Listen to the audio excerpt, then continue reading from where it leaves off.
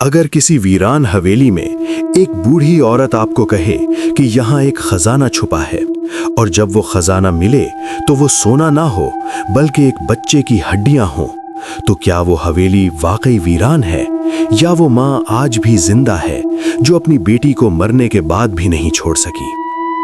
ये कहानी है पुनपुर गांव की, जहां एक हवेली में खजाना ढूंढने वाले सब खाली हाथ लौटे और जो ज्यादा लालची थे वो कभी वापस नहीं आए।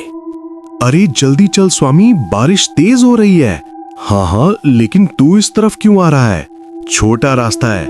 बादल अचानक फटे, ओले बरसने लगे, सड़क पर दर्दनाक आवाजें गूंजने लगीं, जैसे आसमान पत्थर फेंक रहा हो। अरे मेरा सर फट जाएगा, कोई छत देख। सामने वही हवेली। नहीं, वहां मत जा। रुकना है तो रुक, मैं जा रहा हूं। और जैसे ही दोनों हवेली के साए में आए, ओले और तेज हो गए।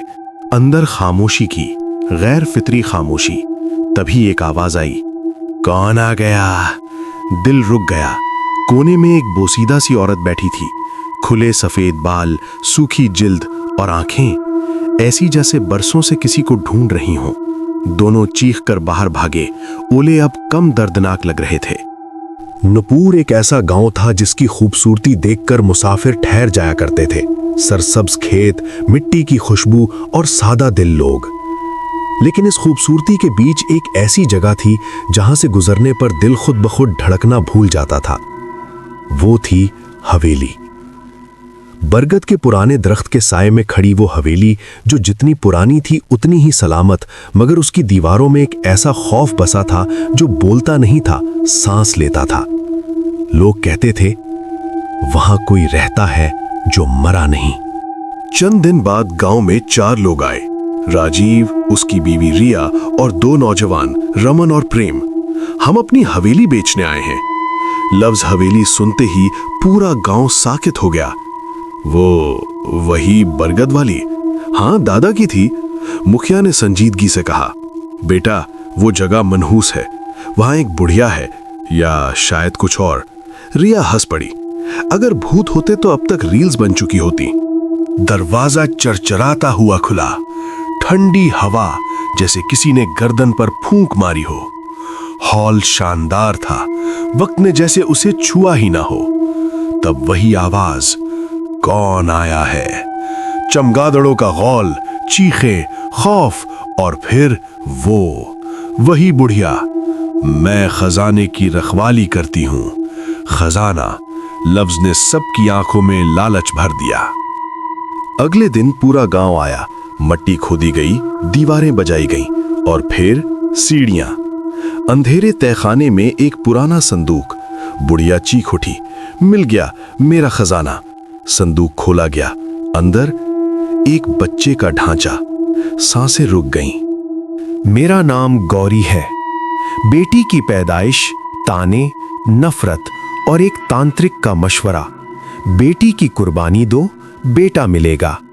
एक मां ने मां होने का गुनाह किया, लेकिन जब गौरी ने देखा तो उसने सबको मार डाला।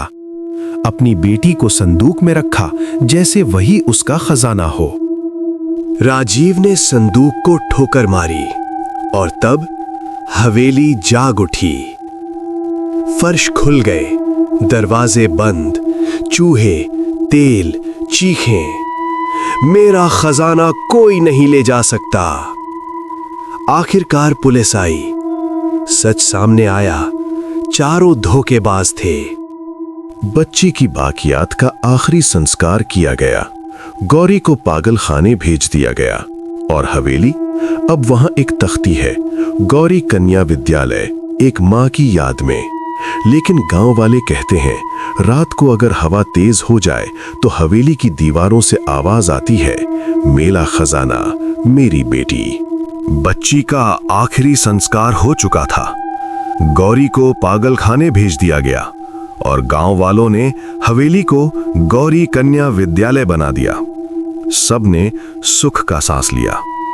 लेकिन स्कूल के पहले दिन एक नन्ही बच्ची ने अपनी टीचर से पूछा, मैडम, वो सफेद बालों वाली आंटी रात को मुझे लोरी क्यों सुनाती है? टीचर का रंग उड़ गया। उसी रात स्कूल की दीवार पर चौक से लिखा मिला, मेरा खजाना यहां है, मेरी बेटी यहां है। और बरगद के दरख्त के नीचे जमीन से हल्की हल्की हंसी आने लगी। ये हवेली बेची जा सकती है, बदली जा सकती है, लेकिन मां का दर्द कभी दफन नहीं होता।